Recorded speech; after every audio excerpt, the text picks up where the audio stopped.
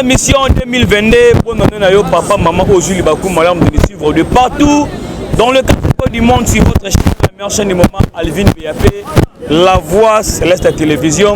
Merci de confiance sur vous, la cabine. Yo, papa, yo, maman, Ozuli Bakou, qui a commencé magazine Oyoka Base 2022 yango tiem so maboko toki nango liboso. Merci na commencer vous la rabiso 2022 ba objectif asika bo s'abonner pour que tombe ma chaîne au likolo mais ça rabino toujours pour la muka ba révélation ezanga raté na kati ya mboka na biso. J'ai aussi le réel plaisir de recevoir l'homme de révélation, les braves soldats, l'un des communicateurs, l'un des soldats qui dépasse le président Miyake même solo par rapport à rester branché parce qu'il y a des grandes révélations pour que émission par rapport à Mboka Nabiso. Avant la paix, laisse-moi aussi remercier nous sommes malamu qui sont en 2022 continue toujours la émission à 2022. Lui le travail il appelle pas l'ingénieur de la perfection, ingénieur Figo Zlatan, les confrères, il y a Jérémy Mayoul, un homme intègre, le réparateur officiel appelle le chouchou de tout le dealer avec son assistant King Gebanga, les dealers pro, sans oublier le boss de boss, 3 fois boss Maximoud, 2022, 200K aux athées au long de team. Est-ce que je suis ma caméra à refondre la chambre? Pour te invité c'est la toute première fois la première émission 2022 Mouta Liboso pe obo 5 telme beleto ya maye le président Miyake mbote mona mboka mbote ndeko journaliste et moi j'attends na banyo so balandi oba soutenir qui en 2021 ozo ko toujours ya ko soutenir en 2022 et moi gentil pour na bande bazo landa yo et meilleur fait na balandi oba ndaka ngai Miyake na la poste de télévision do année ya meilleure année ya pacification, la paix, sécurité, développement dans 145 territoires à Congo, Bomoko, Bolingo, Union fait la force. Voilà, moi je suis une question par rapport à la sécurité à Mboka. État de siège, au Mokonzamboka décrété si les locaux non de trouver stabilité par rapport à l'état de siège à Mokonzamboka. Qu'est-ce que tu penses de l'instabilité dans tout état de siège? Merci vraiment, Namoutuna bien de journaliste. Nayebisio, Bako Tremblay, Bako Lenga. Merci na commandant suprême, merci na Moukwa Tombolo. État de siège, il y a des blessés, il y a des rebelles FND qui donc Tourouanero dirigé par Michel Rukunda Makanika.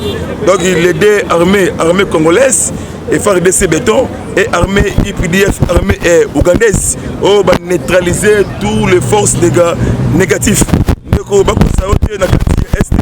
Il y a des personnes qui vont manipuler les forces négatives. Donc, il y a état de siège. Mais Fachi, la lumière, la sagesse, c'est une vision surtout il y a RDC. Il y a des Congolais, il y a des Rwandais, il y a des Burundais, Ougandais. Il y a des forces négatives. Donc, succès, il y a des armées ougandaises. Pour votre information, les deux commandants d'opération. Opération armée ougandaise IPDF, opération armée congolaise FARDC et béton. Parce que là, autour, il y a gouverneur militaire, il y a Itour, Papa Kachama, Luboya et John, parce que l'état des liés, état des liés, parce que là, il y a une mutualisation pour neutralisation de toutes les forces négatives.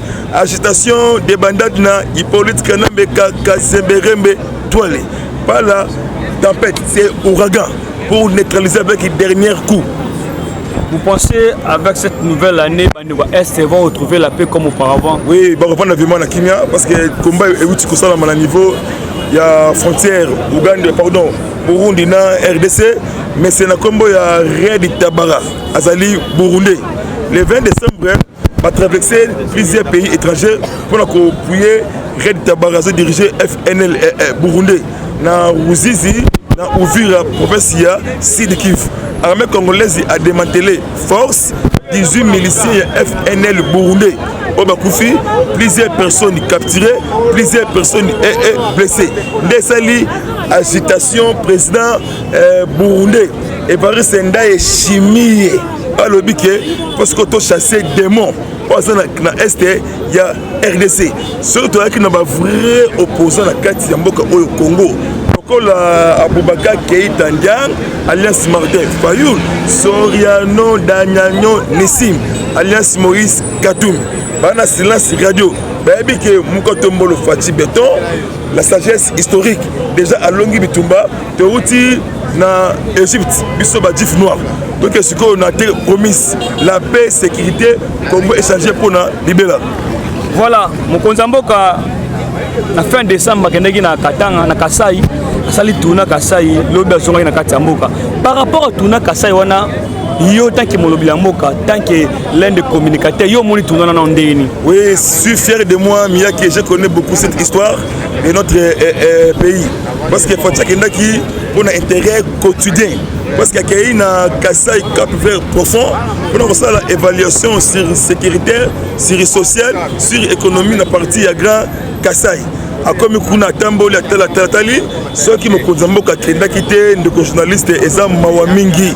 Mbala liboso na histoire ya Congo depuis Banda, chef de l'État a fêté na niveau ya Kassai, atambola na ba territoire, na ba province, et traité ko salama. A découvert ebele ongana oyo pe bakité. Donc on a koyebi sa ba vraiment photo simba Fati, et donc liboso zali prière parce que Fati a une mission pour la paix, pour la sécurité Congo est passé. Makambe salami na Kassai ndeko ezali mawa mingi, to na ba diaspora, na ba diaspora. Donc, la diaspora, na ba diaspora. Tu as ba conseiller Mikiliste, alliance Bombay, Bombay préfabriqué. Mission pour couler Fati. Mission comment pour tomber Fati. Ce que IDPS ezali état d'esprit. Parce que combat toujours ezali. Ma mission pour rassembler les uns et les autres. La dénonciation les antivaleurs. La conservation du pouvoir. On a sali 37 ans d'élite. On a émission boye. On a lancé opération. Chasser tous les mikilistes et les conseillers. On a outil na poto. On a repéré ça combat. On a 37 ans. On a émission boye. Ndeko Marcelin Bilonda. Ayebi combatté. Ayebi combatté. Tant que ça tout bunda awa na kati ya mboka. Marcelin na poto on le bifitek. Aso merama kokai. Ya muneni parce que jamais kabundi akabundi Augustin Kabuya monabute parce que bato ba bundi na combat oyo soki Marcel Blonda akoma conseiller pour na combat ngana bunda miyake combat ya jamais kabundi oyo abunda combat Augustin oyo abunda combat ya tous les combattants et combattantes comme lelo ekoma sauver ya sofinga iriachi ya parti abis parce que vous avez autorité morale, il y a eu des baisses. Dans un finger, il y a en général, un finger, non, chef de l'État. Parce que Marcelin Bibilonda a détruit 14 millions de dollars américains le trésor du Congo pour construire 5 écoles. Dans la Toroloba, chez nous, c'est la démocratie. Par rapport à détournement, il y a 14 millions de comprendre le dossier en question, ils ont expliqué. Le problème, c'est quoi? Chef de l'État. Balancer projet actif les genoux. Et ça na Chiluba, na français exemple, na lingala ndakisa. Parce que c'est retour. Kinshasa, na Bakasai, zele sont ndenge ezalaki. Parce que Marcelin Bilonda azali conseiller principal, il y a chef de l'État. Na infrastructure hôtel bazela tout wana. Parce que Marcelin Bilonda mbonge bimi na trésor ya Congo, plus de 14 millions de dollars américains de journalistes. À quel niveau il y a Kassai profond? Est-ce que Nambushimai, quand on a 3 écoles, sur 5 écoles, quand on dit 3 écoles, il y a 5 bâtiments. Ce que l'école, ils ont nagé dans combien? Il y a 3 600 000 dollars américains. Parce que Marcelin Bilonda a eu valeur, il a combattu, il a eu valeur, il a combattu ce là. Parce que Marcelin Bilonda a subi conséquences juridiques et faut passer dans la justice. Donc quand on lance opération chasser tous les conseillers autour de Fati, donc c'est Mboka, c'est ce que le vrai conseiller militaire au Mboka au Congo, au Babundi 37 ans d'élite autour de Fati, on est poussé Fati. On est des journalistes, Ngamiake, Nakolingata ke Mutu, à saluer image ya chef d'État dans l'Igangote. Attends, Mouki dans l'Igangote. Nazali Tshisekedi avec esprit Tshisekedi Sukoyo et Bandi. Oui, moi, oh, janvier. Est-ce que moi, je veux ça, moi, mon historique, le 4 janvier 1959, tout soit indépendance forcée, On a besoin de cette formation. Parce que match, il y avait club, na Mikado à l'époque. La police est à 1 euro. Abimi na Kandawo na Eti na Imika à l'époque. Président Kassavou, président parti politique, il y a Abako. Donc, ça, l'affrontement, donc, on a fait ce indépendance forcée. On a vu ce bout, moi, Oyo, année Oyo, et ça, moi, année décisif. Et ça, moi, il y a remontada. Et ça, moi, presque pour préparer 2023. Parce que c'est tout le monde qui a participé. Même David Moukeba, n'a pas la vérité. David Moukeba, il ne fait rien, il ne connaît rien. Conseil à Fatima a coulé Fachi. Aujourd'hui, Sami Mikobi, a conseillé à Fachi, mais a construit un immeuble dans Pretoria. On a passé information, pardon, dans Cape Town. Sami Mikobi. Aujourd'hui, Michel Eboma, mais il va détruire Fachi. Basali Fachi. C'est pour mon matin, midi, soir. Pour rassembler les gens conscience. D'entendre les piétons, chez les parents, il y a péché. Parce qu'il y a combattu, il y a des morts, il y a des blessés. C'est j'ai eu des blessés. Il y a des morts. Est-ce que Marcela a eu combat? Marcela n'a jamais Kabouya. Jamais Kabouya. Parce que Kabouya a brûlé le combat comme CGI de PES. Et ça combat n'a rien. Même Kaboundi, combat n'a rien. Il y a refusé jamais Kaboundi. Ce qui a comment les lots conseillers Fatih grâce à combat à transit d'élite. Il y a des morts. Boukassa. Non, bien que les gens parmi les victimes. On a 3 balles. Le 19 septembre 2016. Marche pour nous rechasser que tout est une élection en 2019. Pardon, en 2016. Marcel Blondel bien monté. Attention, il faut respecter les morts pour la lutte. Il y a eu des pèses. Il y a des pèses. Les alliés patrimoine. Les alliés partis au quotidien. Il y a tous les Congolais. Pour la fatigue avancée, il faut que ça ait vraiment un nettoyage à sec. Que l'on a tous les conseillers mikilistes. Au bail que le bifitek, au Kobima, il y a 12 ans, 13 ans, 14 ans, 15 ans, 16 ans. Tangalangaï, conseiller Nini. Déjà actionnant dans le Parlement debout. Attends, la parlementaire debout. Donc ça la vérité. Donc ça la vérité historique. J'étais dans Mali, Sénégal, mais comment ils ont raté à la Congo. Chaque temps, on a information, le bus maillé. Et ça forcément comme puissance divine. Donc Fatih, le nom, nous continuons comme les autres. Azali Awa, Fatih est sur le bec rouge, on a passé l'information. Nous continuons comme les lots, à ça le 36e conseil des ministres. À ça il frémétir dans l'Ombangu, il y a pas clandestin illégaux au niveau Congo central. Même ça me le connaît Kengi. Au moins ça m'a bogar. Mais l'enterre tamboula malembe. Mais non, ça m'a c'est la vérité. Un Mborior. Tu as condamné Papi Koko. Ancien premier ministre Homme Kolo. Il est Lukamba. Tu as condamné. Parce que j'ai poussé qui. Comment que vous allez gêner, vous allez dans manipulation, dans ma tumbiste. Ça m'a le condé en tout cas vraiment à Sali Image à Fati, pas vraiment à l'ongwa premier ministre. Comment ça fait que votre projet est miné, mais le ministère est commenté. Vous avez une école dans Kassa, ministre d'enseignement à Yebiangote. Vous avez un hôpital, ministre de la santé à Yebiangote. Parce que les autres, le présidence nous gérer Mboka. Alors qu'il y a une instance gouvernementale, les alliés, mais les lots, ma communion, sur la présidence, ma détournement, la présidence, ma ministère. Merci. Nous avons condamné le directeur du cabinet chef de l'État. Papa Glenimbo. Yende a favorisé le détournement.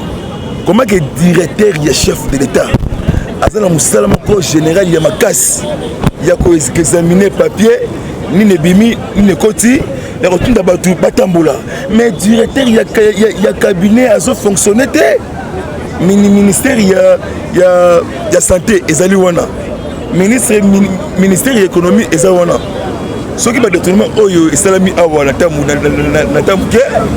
directeur il y a cabinet à la base oya mokonzi ya mboka yango na pona koloba boye ndeko to tikila parti charge te to sunga parti so to tikeli parti moko eza mawa mingi parce que bato oyo bayaki na mission même bato bazolonga neti Bochap aza exemple te pour la UDPS Bochap parce que Bochap aza na dossier ya crime dossier ya détournement ya 32 millions dollars américains ya farci ya courant ya SNEL oyo akosa biso ekweya na kati ya fleuve Congo à l'époque ya Kabila aza ministre intérieur toyebi dossier wana neti aujourd'hui Mende Omalanga Nyama ya Solo ancien ministre de communication époque ya Kabila pour ngai akoya te no sacré parce que mokonzi mboka comme na niveau Sankuru mama mingi dans le cours Sankuru Lodja celle d'attente et ça na CNZT mais Charles Okoto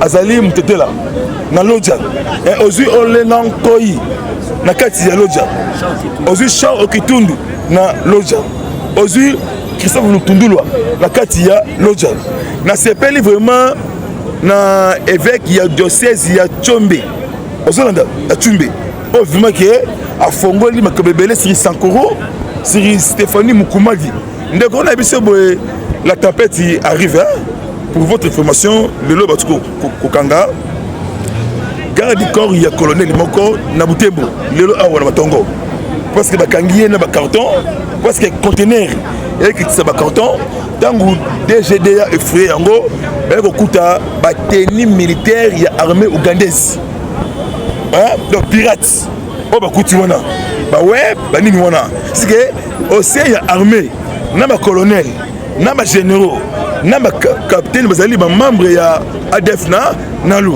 lobby na Ituri na Ituri arrestation ya deux professeurs ya université ya Bunia bakangi bango na territoire ya Dirum bazali ko soutenir ko financer ba membre ya FPIC ya ma rebelle rwandais un congolais professeur ya université mboka au place wuti na place to komi eza victoire vraiment est certain non mboka bébé de Fatih Fatih vérité non mais vérité non écoute Fatih a détruité pas même 4 ans 5 ans parce que non et comment on m'a dit ennemi ya Fatih zali réseaux sociaux oh nébisio parce que Facebook Instagram et autres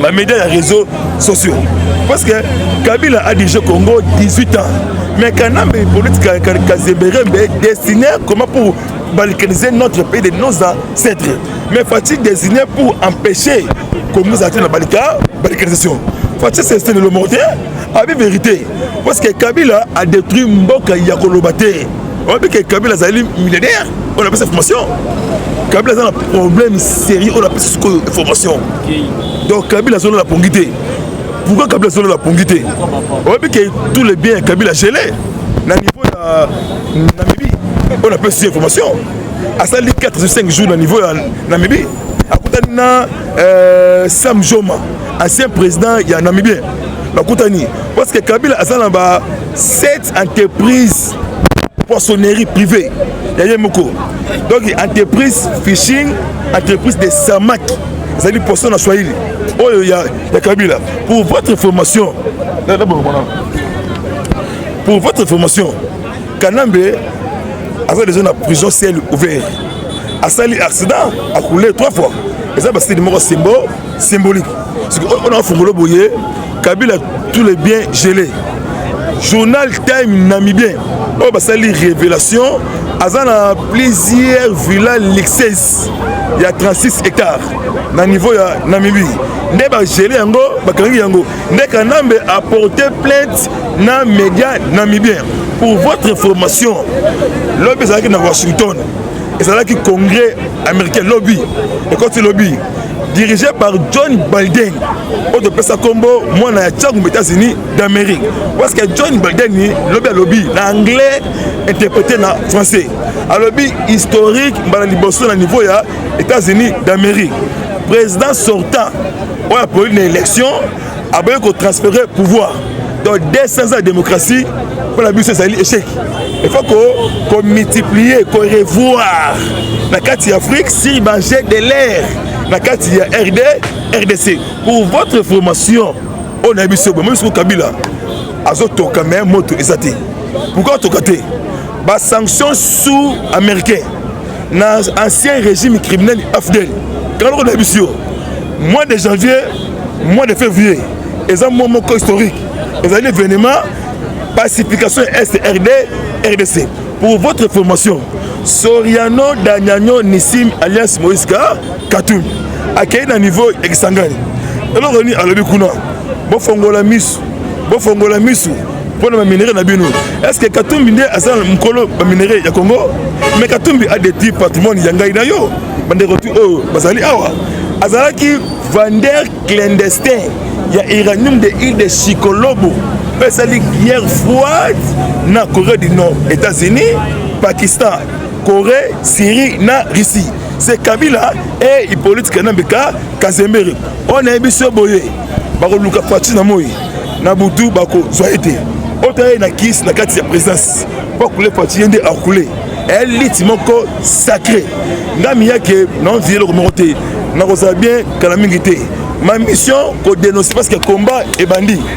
Tous les gouverneurs Miyibi, ma député Miyibi, 12 députés IDPS, Osé, Francis Tibalabala, na Kajos, au bassin d'aspect professionnel, au bassin de Pouye, Babouzoba, Yangobila, pour détruire Ville Yaki, Tchassa. Opération Toyabindaku, quel que soit Grandé, quel que soit niveau Nayo, opération Moukwata et Kwajik. Voilà, mon amoka au lobby, Bandibozola Nayo, Kabila c'est milliardaire. IDPS boboya débauchage. Boboya débauchage, mais aujourd'hui on remarque la peur de société. Non, tu sais les débauchages de conscience de Mboka. Attendez que les messieurs dans bassin ont coulé Congo. Non, ils allaient débauchage, ils allaient conscience. Mais tant que bazoya, c'est que biso ba gardien du temple, to Rolandela 1 2 3 bayo, on a esprit nini. Parce qu'il y a une mission pour surveiller. Les oyo PPD, ils ont dirigé. On ne peut pas nous intimider. Na combo il y avait coronavirus le Chadari, bagarre entre Nyangi et Bakoko Nyangi, na Chadari, bagarre ezali. To sali débauchage té. Mutu kuna rolongwa pour rebattre sur le crime oya sala. C'est que justice fait son travail quel que soit le niveau. Quel que soit le crime au sala, pour passer dans le niveau de justice, et puis ça, leçon. Et pas la mission de bombarder les miyibi, de bombarder les voleurs, de bombarder les criminels, crimes de guerre et crimes contre l'humanité. Il est temps pour nous, au Yaïbi, prison. Mokonzi Mboka, à l'obi yango, à bombi yango te. Kalamingi abate, on a une mission de journalistes, remaniement ministériel. Eux, Sukoyo, ministre des Transports, Moukwata. Hein? Il y a comme Chéribin Okende. Il ne connaît rien. Azolongwa. Ça m'a le connaît contre Kolobate. Azomon a Bogar na manette. Mais Tamboula Malembe. Aujourd'hui, assez le Okito Daniel. Et de l'autre côté, insécurité grandissante. Embouteillage monstre. Il faut Akende. Aujourd'hui, ministre des Affaires étrangères. Et de l'autre côté, aujourd'hui, ministre de l'économie Jean-Marie Kalumba. Dans Mawamingi, va produire surgelé Mawa. Sur 6 millions de dollars américains. Parce que c'est Kambolongo Thompson la mer. Oh, c'est pas là qui bisse tout. Mais sur le marché, lentement, ezali. Mais Katumbi a un problème mental. On a bissé. Non, Katumbi a un problème. Parce que Kamita a des prisons. On a plus d'informations. Parce que Katumbi a un Kabila Moule Belé. Tout le monde a été Soriano, Danyano, ici. Moi, et maman Chignata Maluka. Maman Katumbi Zambien, très bien. Katumbi a salé selfie, il a pêché des poissons dans le fleuve Congo. A coopéré na ba pêcheur na yé, boso bambisi, botsa na batu, ezali campagne ya diabolisation pour na ba produit surgelé très bien. Mais il y a pété mon amour. Pardon? Mais il y a pété non, ba bloc ya. Ils ont ya. Oui, bloc ya qui était kamaki. Bonne année à toi, mon amour. Non, finabiso ezate bonne année. Ngai na fêté bonne année belé. Ils ont ya. Priorité c'est la paix, sécurité, développement. Programme il y a 145 territoires. Aux Hollanda, au Bortabinda, au Congo et Bonga. Dans les gouverneurs, il y a Sankourou. Mamamingi, voleur en français, Ngala Mouibi. Les seuls gouverneurs, on a Betatolo, Nazamout Naete, na mutu na été maintenant puye ba action na ye wa sali Mama Fifi Masuka Ngobila Ngobila a détruit patrimoine Zandu kene kuna te tongo moko zamboka Ngobila ko tonga sali Ngobila zali président fédéral ya PPRD na Kinshasa mission a écarté yo na ba lecteur na yo na 2023 très bien kene na zone à kin kene kono omona siko na barumbu ni sable ni ciment ni moellon ni KS même fondation ESAT depuis le 20 janvier le lot 10 mois bientôt une année même si yo Ngobila a un problème sérieux tikumbu jusqu'au les bandits musala voilà moi namboka bande kozolo par rapport à l'élection 2023. Est-ce que tu penses vraiment avec le temps où tu tires l'angle, Seni sera capable d'organiser une bonne élection au peuple congolais? Tout va pousser en haut, n'ayez régime passé par ça là. Élection Zali, élection belle et bien en 2023. Na délai constitutionnel, élection et Zali en 2023. Il n'y aura pas de dialogue avant élection. Les opposants Bombay, Alliance Bombay, préparés avec nous ensemble pour aller aux élections. En 2023, majorité écrasante. Fake news na kati ya Facebook pour que sali image ya Seni. Élection est en 2023, glissement et kozala te. Toboy molimo ya dialogue na kombo ya Yesu ya Pachi Beton, to lingi to kenele élection. Parce que bango ba luka dialogue. Pour pas ba partage ya ba poste ministère, ndenge ba message nango. On a biso boye élection est en 2023. Ce que vous postulez, Kanga Moutema, mais la bombe, ça on dirait IDPS en 2006. Voilà. Élection à Bembana Kabila. Pour en finir, il était interdit, petit Saraya comme attendre dans l'aéroport, ni dans l'aéroport, mais aujourd'hui à la carte de France. Oui, Ngaï Nazate justice, Ngaza président parlement debout, non dirigé parlement quotidien. Il y a des personnes. Justice d'Ali indépendance nango. Kamere ya Vital Mohamed de Kamere Vital. Mobile il y a Lisette Mwanganza la Amida Chati. Amida abimaki depuis le 19. L'avion médicalisé. C'est journée dans Washington. Aza maladie. Pourquoi bimisi on était lingate.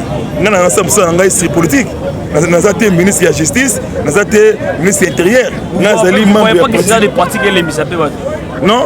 Vous ne voyez pas que c'est genre de pratique partout pour quand bango bozo bimisa bango ibana mo pas que les bisio batu ba lembate c'est faux et c'est faux.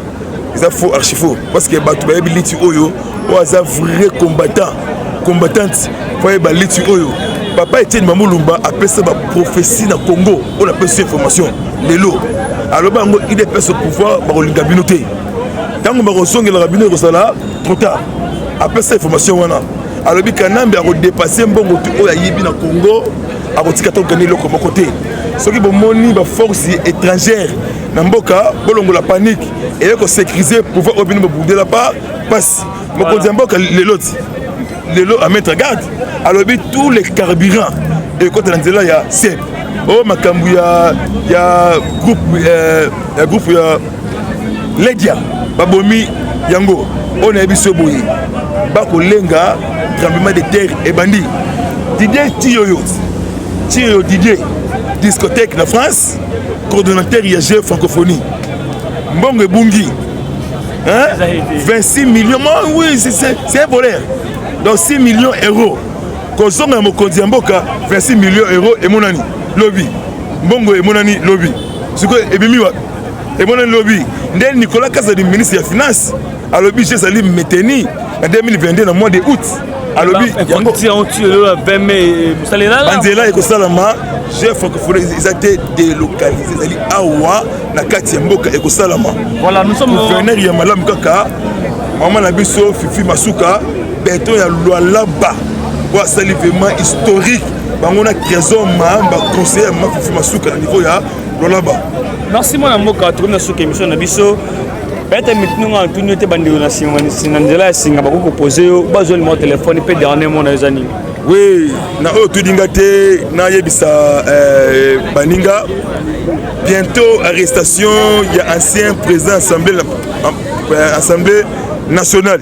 na kombo ya Obemina Kunzala ya Nzoko détournement ya 15 millions dollars pour réhabiliter route ya Idofa si le oyo et salamate déjà procureur général auprès la cour de cassation va passer déjà mandat de comparution quand la militaire au niveau ya justice o ba détruire mboka o na ebisi bande ko boye bolemba te bitumbana surtout na suka lango ezalaka na victoire Fati azali ya biso tolemba ete to battre la Fati na prière na sécurité to simba ye ya biso combat na biso nde ba conseiller nyonso tout Michel Eboma Marcelin Bilonda oyo fingi Iriachi ya parti oyo fingi jamais Kabundi akabundi oyo fingi Augustin Kabuya oyo fingi ba président ya parlement debout yeba yango place na yo eza na boloko ya makala 14 millions ebima plusieurs conseillers mokonzi ya mboka bazali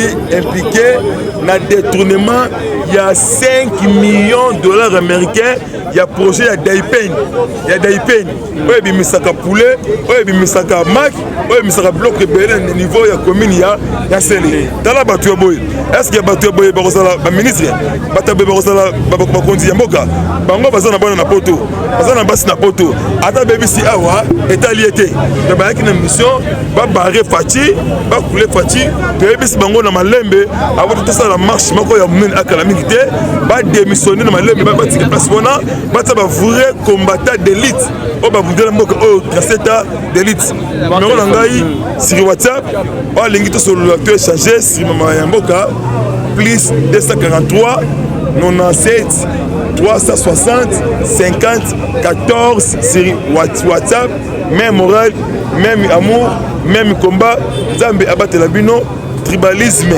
jalousie ezala musika union fait la force unité nationale bolingo eleki no surtout Fati a détruire le côté Fati a sauvé mboka et avancé tous les réunions bossa na GLM na kati kingakati bossa na cousin na 11e formation na mettre en garde na force ni nyumba attention Fati camarade ba bien ezali justice kalamiki awate pour la calamité merci